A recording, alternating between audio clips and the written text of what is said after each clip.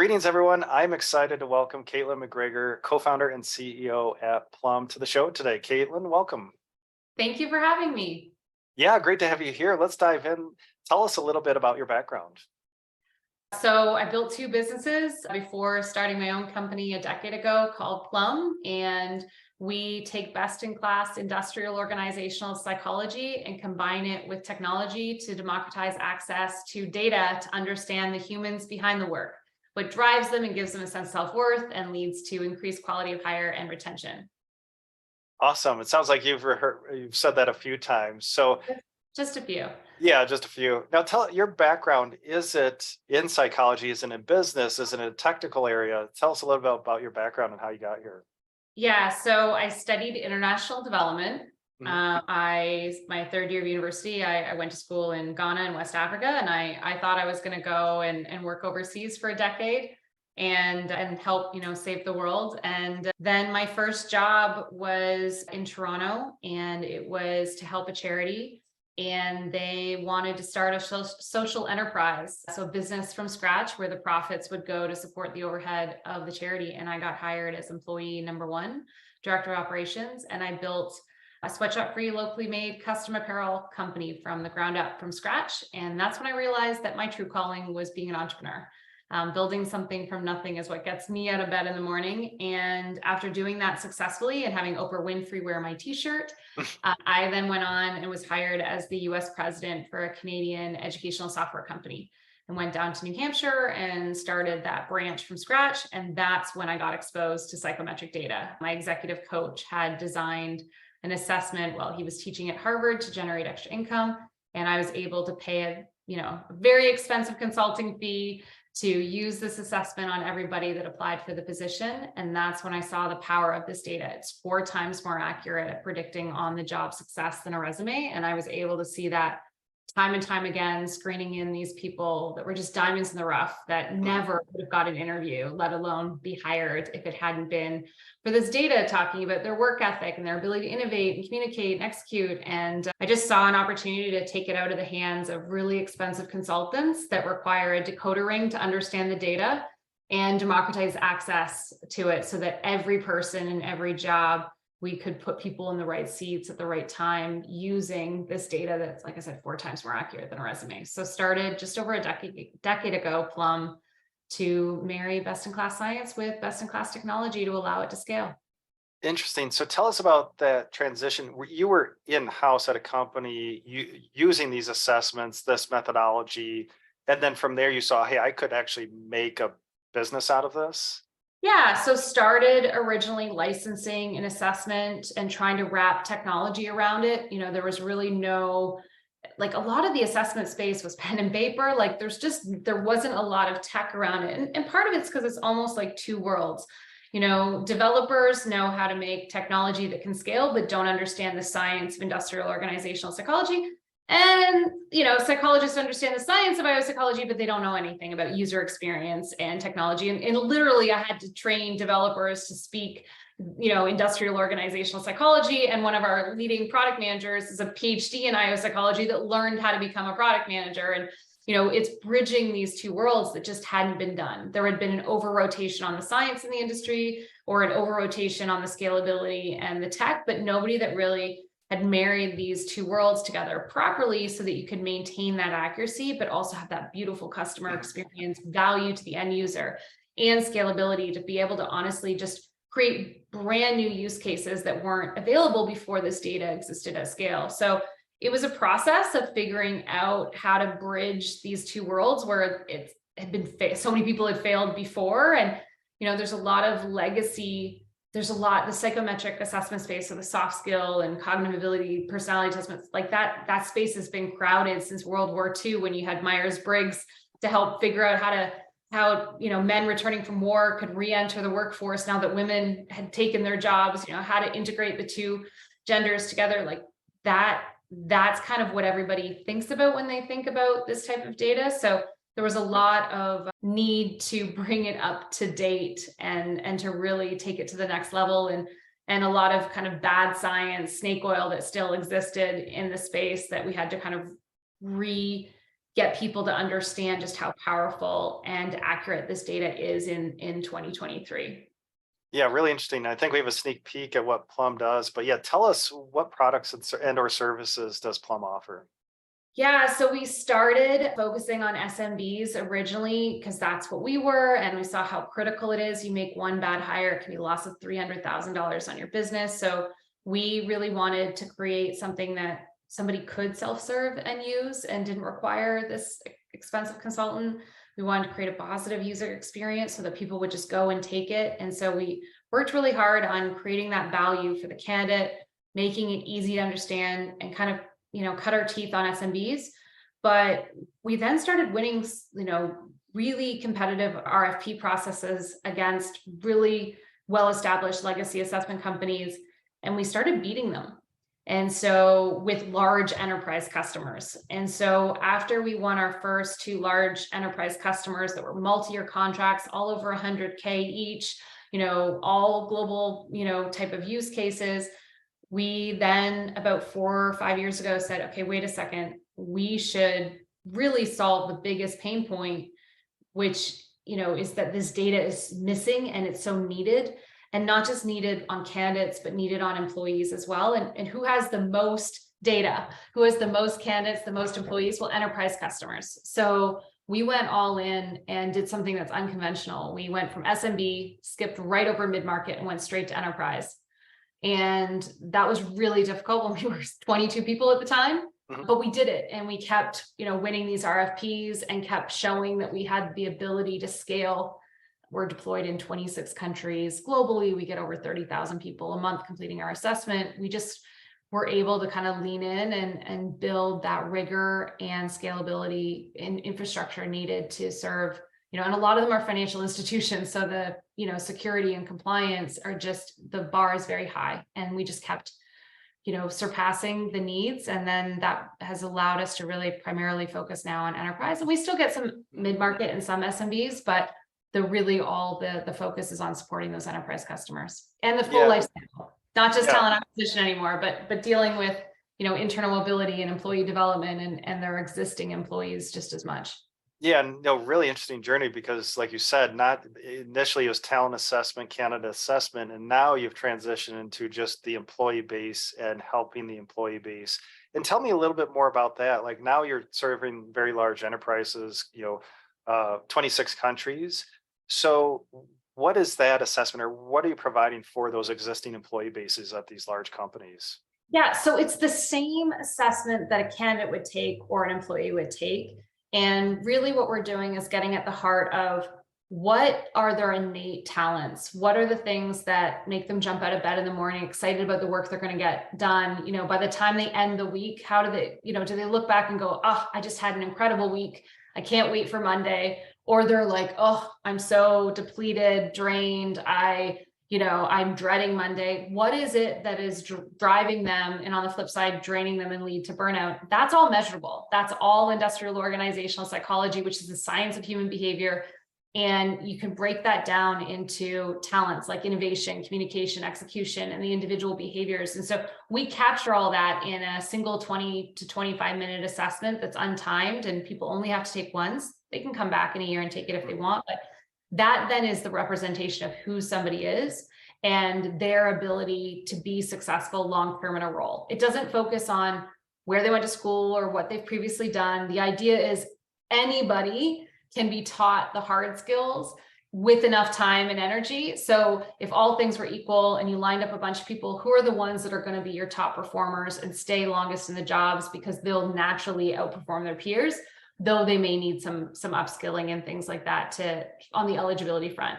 So this data we use, it doesn't matter if you're applying for a job as a candidate or if you're looking at an internal position or if you're looking for, creating your succession planning pipelines or looking to see somebody's leadership potential to see if they'll be happier on a leadership track or happier on a subject matter expert track. This data about the person is the first step in terms of understanding how to properly support them and set them up for success.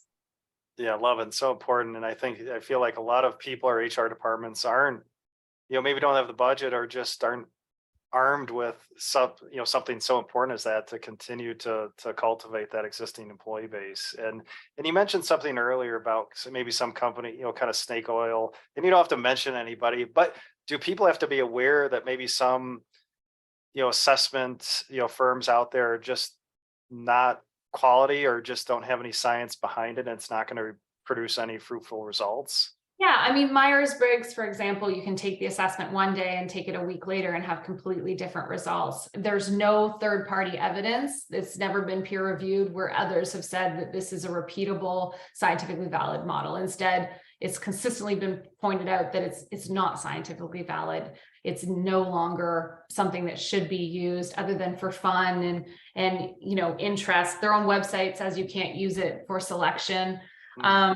So, I like the idea of people becoming more self-aware, but it's not the data to be used. There's also a lot of models that are based on DISC, which is an outdated, it doesn't hit the kind of the gold standard of how we measure. It's not complete enough. It's missing too many elements that have now, in the last 30 years, the gold standard for personality is the big five or 5-factor model. DISC is really only looking at 4 of those. So there's things like that are just outdated. But I think the more thing to watch for is that, a lot of these assessments require 140 hours to match somebody to a single job. They require, which is often like $20,000 to $25,000 per role for a consulting firm to say, okay, this is what success looks like.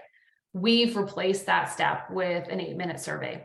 So in 8 minutes, you can quantify what are the behaviors that allow somebody to be successful at your company at your time. They're very similar to KPIs, but instead of key performance indicators, they're KPIs, key behavioral indicators. You don't go and borrow KPIs from a competitor or look at KPIs from 5 years ago. You need something up to date for your company that defines success moving forward. And in 8 minutes, that's what we do, is define those KPIs and then match people to different roles. So Scotiabank eliminated resumes.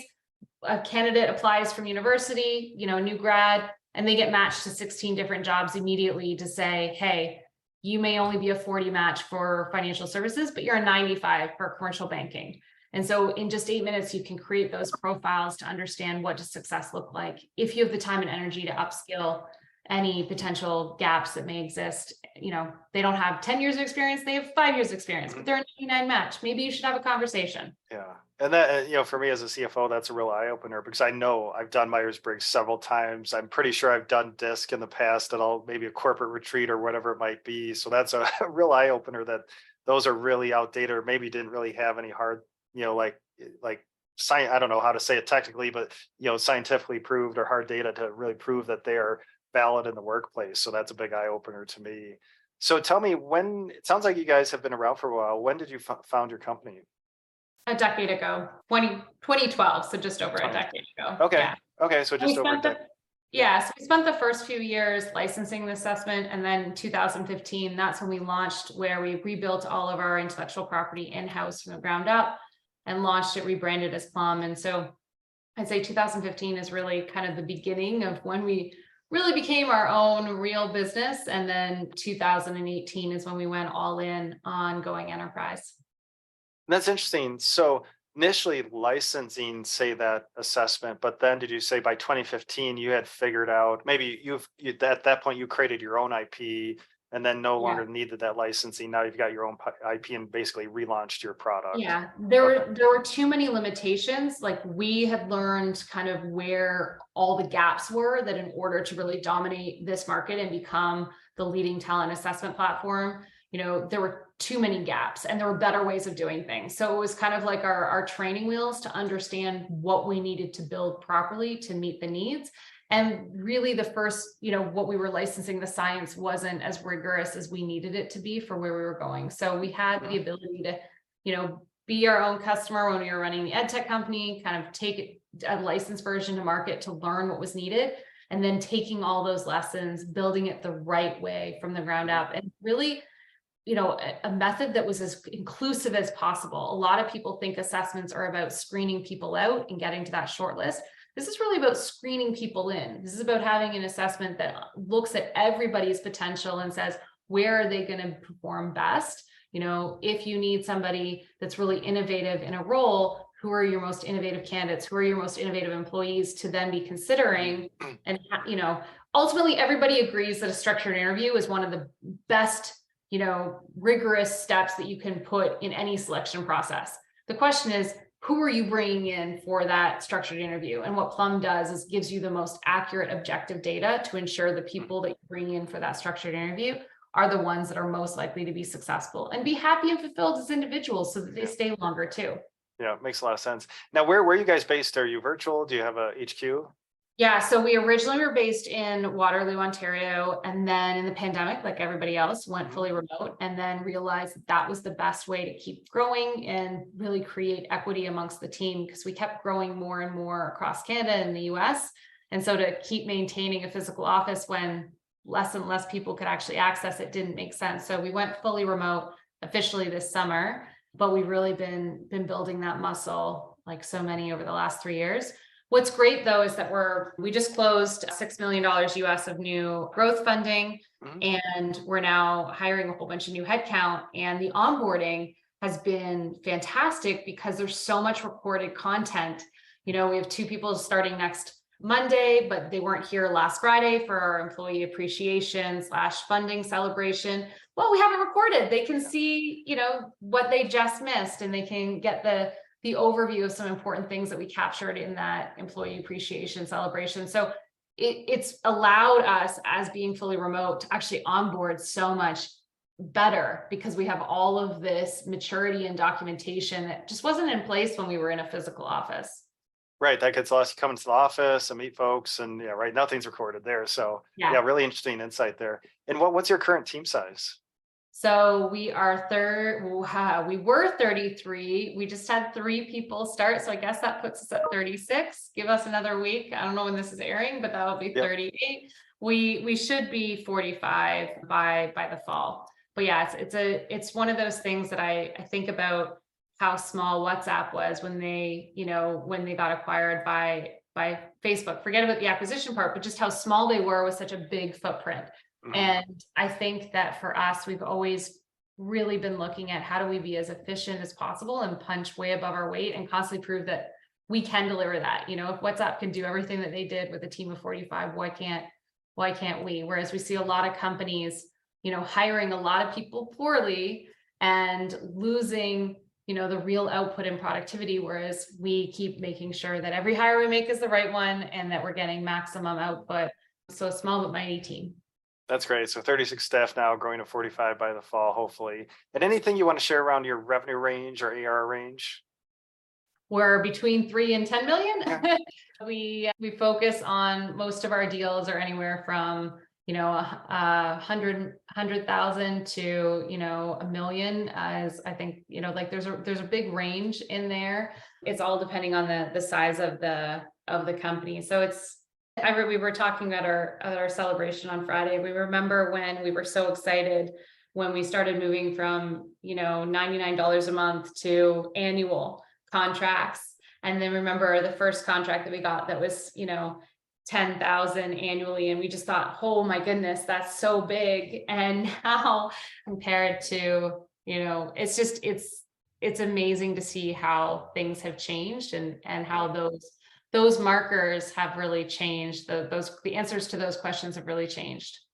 Yeah, I bet. Yeah, that first $1 million contract had to feel pretty amazing. So yeah, quite that journey, like you said, from SMB now skipping mid-market right to enterprise and these large ACV contracts. So tell us about your go-to-market motion. Who's your ICP? Do you have any industries that you really click with? So tell us a little bit about who you're targeting here. So we focus on enterprise companies that are 5,000 employees and greater. And what's happening at that point is the level of maturity in the organization and their need to continuously, compete for talent against the competition and continue to differentiate and get stronger and stronger in their talent practices. So, and one of the things that we notice is that what they have in common is that a lot of them have a distributed workforce. They're not dealing with 5,000 people in a single office that they can have conversations with at the water cooler. They're trying to think about, one of our customers is 170,000 employees in 26 countries. How do they have a common language, a common data set to support them and have it so that it's employee-led, that the employee is running with the initiative and has the data to make this actionable for themselves? And so a lot of the times it is that distributed large global workforce and that need to take their people practices to the next level in order to stay competitive and reduce turnover and increase quality hire. We're seeing, industries like financial services and banking, we're seeing, and insurance is under that, but we're also seeing manufacturing, and we're also seeing, automotive, and we're also seeing healthcare. It's really interesting that it doesn't seem to be specifically the industry so much as the pain point. Mhm. What is consistent with our customers is that they're going through a massive labor crisis. There isn't enough skilled there's enough skilled talent at the top of the funnel. They just can't get enough people to fill all the empty seats. There's 11 million unfilled roles in the US alone right now. And at the same time, they can't keep the people that they have. Companies are spending over 11 billion in the US on employee turnover. Amazon alone last November had their documents leaked to show that they lost 8 billion in employee turnover. Their best retention from Jeff Bezos down is 30% retention. So they're losing 70% of their people a year, all levels, including management. So the real pain point they're all experiencing, regardless of industry, is, can they get the right talent in and can they hold on to it? And the answer is, in this post-pandemic world, no, they can't. And so they're looking at a way of how do they screen in people the competition's not looking at, and how do they hold on to the people? So, we've been able to double retention for Scotiabank, while also, as an outcome of doing all this, increase diversity, equity, inclusion, which has been a big priority for companies. It's starting to maybe not be as big of a priority, but now with ESGs being a really big priority, it's coming back under that. And so, we helped increase diversity of underrepresented minorities by 77% at Whirlpool. So there's big impacts and big ROI. And we really believe that, when people flourish, then business thrives. But you got to be taking care of those people that are responsible for, hitting those sales targets, hitting those growth metrics. And if they're all leaving because they can get jobs anywhere and they're not constrained by geography, companies are having to up their game. And that's where Plum's coming in and providing a new solution to really, like I said, understand the humans behind the work. And who are you reaching out to? These are large organizations. So are you reaching out to the people HR department for that initial land into that client? Yeah, so a lot of the times companies will come to us because they're looking at replacing their legacy assessment company, and we'll be like, that's great, but can we talk about how we're helping Hyundai or Citi or other companies? And we'll talk about this leaky bucket of just not enough talent at the top and can't hold on to them. And they'll go, oh, that's actually what our CEO or our C-level executives are talking about. And very quickly it escalates to have more, VPs and C-level executives in on the call, because this is what they're talking about in the boardroom. It's a top 3 priority for them, not the assessment part, but the talent part, and really identifying that potential and being able to be future ready. And so very quickly it's escalating. So a lot of times we'll talk to a VP of talent acquisition or talent management or a CHRO. Often the CFO will get involved in these conversations as well, just because, people are the biggest expense, but they're also costing them the most amount of money with all the turnover right now. So they'll get involved as well. We're finding that this is a top strategic priority. So the higher up, the more strategic people we can get on the call, the faster the sale happens. And I was just going to talk about that. It's a very compelling story. So what does a sales cycle look like when you're reaching out to, say, a 50, 100,000 employee company? I mean, often the kind of from the first discovery call to kind of the green light that, yes, we're moving forward, it's under 3 months, to get all the stakeholders in, to get through kind of the place where it could be like, yes, we're selecting you. The question on top of that is then procurement. How long does procurement happen on top of that? So procurement can be anywhere from 1 month or to 3 months on top of that. So you're seeing anywhere from 4 to 6 month sales cycles. Occasionally, if the timing's not right, it may take longer, like a year, but typically 6 months is kind of what we, when we're forecasting what we expect. But then we had a deal that closed last week that closed in 3 days. Mm-hmm. Obviously, that was more like, there's still some of those legacy $10,000 deals that come in, but when they close in 3 days, you don't turn them away. They're still helpful. So, there are ones that'll close that are around 20 to 40,000 that can come in a couple of months. But the main priority is focusing on those ones that typically are taking more like 6. Yeah, it's really interesting and really, I think, an important point for those listening who maybe want to jump up to enterprise. You said maybe around 3 months you get that green light, but now they hand you over to procurement and have to review all the docs, and maybe their attorneys review it and scrutinize your master And services there's lots of agreement. committees. The other Yeah, thing is realizing it's not just procurement and it's not just legal, it's all a lot of these companies have different committees that it needs to go through and get their sign off as well. And so that's rounds of meetings with different stakeholders. And sometimes those committees, that's where they get their sense of self-worth. So they want to feel important and they want to, they want to nitpick. And sometimes we realize that we need to keep that, strategic buyer to, really guide their internal process and not let it go off track and not let some of these committees, take over or drag their heels because they've got other things. So it's been, a real maturation to figure out how do we check as many boxes as quickly as possible, give people the confidence. How do we go in with the primers, our security primer? How do we go in and lead the discussion rather than being kind of pulled through it? And so these are all kind of things that we've had to figure out and grow the team to people own. And it's been really exciting. And it, if you can handle enterprise, it's so worth it. I know a lot of people kind of in the early days said, oh, that's too much of a beast and it'll take too long and it's not worth it. And it's like, if you can get the maturity to deal with it, it's fantastic. And it's much better than trying to get a whole bunch of really, really small deals, but it does take a level of sophistication and ownership to get there. Yeah, it sounds like you could give a class on selling into very large enterprises. So not just 1,000, but 100,000 and up. Really interesting. So you recently raised some capital. How much capital have you raised to date? This is where I always have to do the Canadian math versus the US math. I think it's just under 15 million total at this point. Okay, 15 million US. ish USD. Okay. Yeah. Okay. And then you recently raised 6 million USD. This is so including the 6 million, we're at about that. Okay. Okay. So the 15 includes the 6, or 6 is now on top of the 15? No, it includes. Okay, includes. In front of me being like, how did I? Yeah. Yes. 15, okay. including 15, the 6. Including the 6. Perfect. So recently we raised some capital. So with that last raise, what triggers or milestones did you see that said we're ready for more capital, we need capital, maybe we didn't need capital, but just it was a good time to raise? So what did you see that said, let's raise some more money?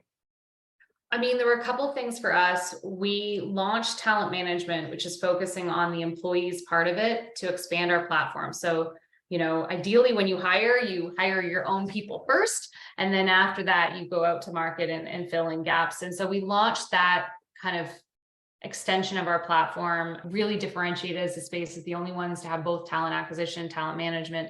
We launched that at the end of 2020. So we had our first customers, almost immediately on the platform. And so their renewals had come up and they had all expanded. And so we had those proof points that the new product worked, that we got really high ACV, that we got really good, multi-year contracts that were renewing and expanding. So we had those proof points. We also were up for about 6, I think we were up for 8 RFPs, and we had won confidently 6 of them, and we're still waiting on 2. So we were like, okay, something's happening where now people are coming proactively to us. We were starting to win some really big industry awards. So to us, it became really clear that we had nailed our differentiator and had the social proof and the financial proof to back up that we were becoming the leading talent assessment platform in our space. So I think that's why it was the right time, because we just had the clarity of differentiation and the proof points to back it up. Also, just from a runway perspective, when you start fundraising, there's always a clock in terms of when's the next time to raise. So it was a combination of, we needed to raise in the fall, but also we had the right proof points to make it happen. And we went out to market in fall of 2022, and the feedback was incredible, really, really amazing. And we were really bullish, lots of interest in the market. And then we ended up finding an incredible strategic partner that really fully aligned with the vision that we're trying to create in the world, just perfect alignment. We literally were finishing each other's sentences and quoting each other's sales decks, not realizing that we were, literally saying the same thing independently. And then when we came together, we're like, okay, these are the partners we want to work with. And so we were very lucky to have Pearson Ventures lead this 6 million USD round. And then we had existing investors and some new follow-on investors come in as well. And just this big commitment to the future of work and really supporting people to flourish and seeing that, the future of work isn't about what somebody's done historically. It's based on what they could do if just given the opportunity. And Plum is that missing data to make that happen. And we all saw it. And so we're really lucky to bring somebody in as an investor who shared 100% the same vision. And for the other founders listening right now, any lessons learned in raising the 6 or raising the 15 that you want to share? Yeah, I think that there's lots of deals that are being done purely based on economics, like this fear of missing out and hype and just looking at, well, if this is as big as it could, from a CFO's perspective, projections are only as good as the assumptions, and you can create a whole bunch of different assumptions and tell whatever story you want. And really fundraising is about, are you going to find an investor that believes in those assumptions and is motivated by the types of returns? And so a lot of it is, there's a financial component, and so like the stronger you can prove those assumptions, the stronger that you can have evidence to support it. That's great. But at the end of the day, the people that honestly write the check, they're in it for, it's not just the financial return. There's so many different financial returns out there. There's some belief in what you are doing that goes beyond the finances. And so it's this combination of, do you have enough proof to de-risk? They want to say, first you have to find of all the people that want to say yes. So if you talk to 100, which I have, how many actually want to say yes? It's only going to be a fraction of those, no matter how great it is. And that's really why somebody's going to write a check, is because they want to be part of that future. Then do you have enough proof points to, when they, go home at the end of the night and they're thinking about your deal over somebody else's, which one is going to de-risk it for them? Because nobody wants to say, hey, I took a bet on this company and it didn't work out. So there's this combination of, do they believe in your vision? Do they want to be part of it? Do they really buy into that future? Do you share that narrative? And then have you de-risked it enough so that they don't talk themselves out of it? And that they can say that yes. So it's this really interesting balance as you're going through kind of the fundraising process of finding those people that believe in that vision and want to be part of it, but also giving them enough, and everybody's threshold of like what they need in order to say yes and to feel comfortable and take that leap of faith and write that check. Everybody's threshold's different. And like, once you have that lead, the threshold, like you've de-risked it for the next person. So like that level changes, in the fundraising process, you might close one more deal. Your ARR might increase. Like through the fundraising process, you're de-risking the deal as more and more people get excited. And so it's this perfect combination of vision and de-risking that eventually makes it happen. And understanding that combination for an angel investor is different than an institutional, seed investor, that's different than an A investor, that's different than somebody that might do bridges. It's different depending on the structure of the round, even the valuation, like though the need for that vision, clarity, and alignment, and that need to de-risk it, those are constantly changing. And then the market conditions, like we saw crazy changes in the market conditions in the last 18 months. And that had a huge factor too. So just understanding that there is an art and a science, and it's a moving target. And so I'm lucky that I've had lots of experience now, so that it's feeling a little bit less like a shot in the dark and more like a process that I can run, and there's some predictability to it. But then the market conditions change. And so I would say that, one of the pieces of advice is there's a lot of advice of like, around strategic investors, or a lot of advice when you're early on about angels, and like everybody has an opinion. Forget about all of those opinions. Find the investor that believes in that shared vision and that is going to say yes. Like it doesn't matter if they're a strategic investor, a corporate fund, it doesn't matter, if it's a tier 1 or a tier 3, like if they believe in you, they're going to work their butts off for you. They could be I've heard of top name brand tier 1 investors, and you are just a nobody because they have so many portfolio companies and nobody really cares about you, and they don't need you to be successful because they have so many others. Whereas you have smaller funds that they really, really, really are invested in you being successful. So I just say there's so much shit advice out there. focus on the people that actually care about the same things as you and will say yes. Yeah, appreciate that's great insight, great experience to share with those listening. So really appreciate that insight, Caitlin. So as we wrap up here, what's next for Plum? What's coming up on the horizon that's exciting? So we're still hiring. So we've got like a solutions consultant that we're hiring for. We've got some engineers that we're bringing in, some more people on the customer success team. So just hiring those people and onboarding them, those first 90 days are so critical when you're bringing new people in. And it's exciting to see how some of them, like a week or two in, are already hitting the ground running, which is wild, beyond anything I've seen before. It's amazing just to see how motivated people are to be joining the organization. So a big part of that is really making sure what we do works. It does. We know that for sure. But now when you add in so many headcount, is it repeatable? And the second that we can demonstrate that everything we've been doing is repeatable, then it's really about, adding in that scalability. Right now, we don't have a lot of mid-management. It's a lot of, bringing in individual contributors to work under executives to repeat what we've been doing. And, if we're doing a really good job, then later this year, it'll be about how do we, increase that mid-management bench strength and provide more scalability. There's some really cool product things that we're working on to really double down on how do we empower the individual to be the CEOs of their own career, give them the data so that they're not relying on HR managers. They can drive their own career with this data. And how can we've been focusing a lot on serving enterprises' needs from a top down. We can complement that and really create a more of a symbiosis between the individual and the employer by empowering that individual to be able to do even more and take some of the burden off the company. So there's some really cool things we're doing on the product side as well that we're excited by. And then just increasing the number of enterprise companies that we're working with. It's exciting to see some really innovative approaches. And we've got some really good case studies coming out in the market. So really amplifying the voice of our customers. That's great. Yeah, exciting times to come in 2023. So I really appreciate you sharing your story and your journey. So if listeners would like to learn more about Plum, where should we send them online? Yeah, so plum.io is our main website. And I'll send you a link that if you want to include, people can complete their own Plum profile.